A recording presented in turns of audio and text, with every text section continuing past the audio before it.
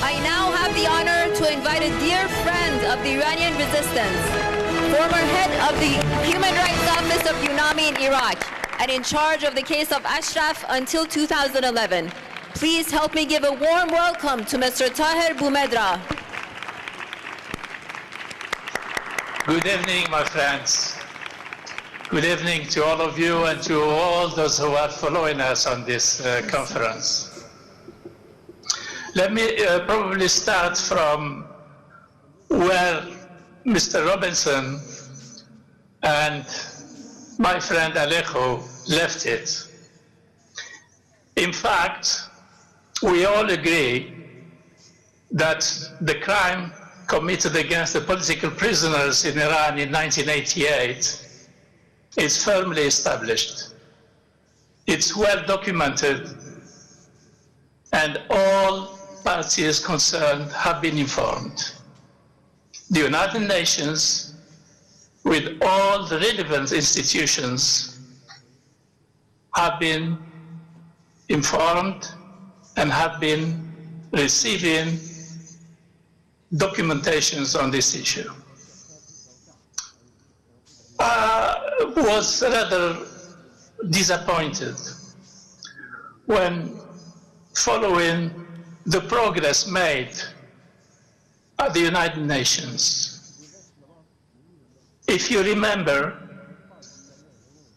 in 2018, 1st of February 2018, when former High Commissioner of Human Rights, Zaid Ra'ad al-Hussein, was on the point of leaving Geneva, he made a declaration saying that the UN has made a recommendation to the authorities in Iran to investigate this crime. 2 years later, the special rapporteur on human rights on the situation of human rights in Iran is still saying the same thing. We have requested from the authorities in Iran to investigate. But we know very well that Iran, the Mullah regime, will not investigate. And it will be naive to believe that the mullahs would investigate themselves. So let's address this message to the United Nations to warn them that enough is enough. The Iranian regime will not investigate its own crimes. But I must also underline the fact that since 2015, at the launch of this campaign related to the massacre of the political prisoners, we have come a long way. And the United Nations is nowadays very aware of what happened in the summer of 1988 in Iran. But there are facts that we should not ignore, that the United Nations speaks with the voice of its members. So we should not be expecting too much from the institutions of the United Nations as they stand today. I know that Mr. Robinson was more optimistic than me when saying that after Corona things will change. I hope so, they will eventually change. But I would like to say that we will not wait till Corona disappears to take action. The crime is already there. Everybody could see it. The United Nations is aware of it. And it must not leave room for impunity. And impunity so far has emboldened the Iranian authorities. They kept committing crimes. And this is why Amnesty refers to it as an ongoing crime against humanity.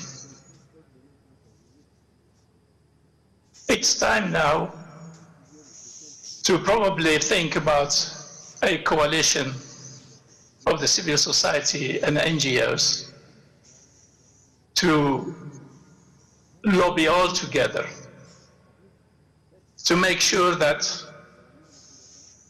we find a way for taking this crime to courts, national courts, all over the world, those courts who accept universal jurisdiction. There is a possibility of doing so. But there is also the possibility of lobbying member states of the Security Council for a referral of the case to the ICC, to International Criminal Court. Obviously, there is a big challenge regarding the referral issue, but it's not impossible. And we know that the NCRI and the Mujahideen are capable of making the impossible possible. They have proven it. And I'm sure, based on that willpower, we will be guided by precedents that has been successful in Africa. You know very well that General Hassan al-Bashir of Sudan is today in prison. He will soon be sent to the ICC. There are other cases that we could be guided by. Hassan Habre in Senegal is in prison serving life imprisonment, thanks to an action taken by NGOs. So there are possibilities. We will continue our work within JVMI, Justice for the Victims of the 1988 Massacre. JVIM will continue its work. We will seek arrest and prosecution at any court that will be willing to accept universal jurisdiction, but our work should remain to lobby for a referral to the ICC. I say that, and I will say again that I am harder for this work. Thank you very much.